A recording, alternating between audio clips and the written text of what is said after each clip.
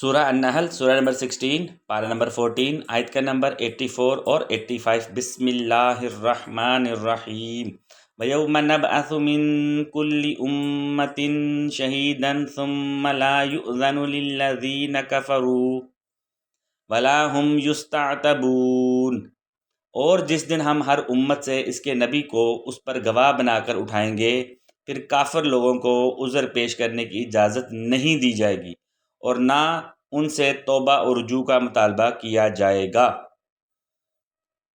Consider a prophet the day we will call a prophet as a witness from every faith community. Then the disbelievers will neither be allowed to plead nor appease their Lord.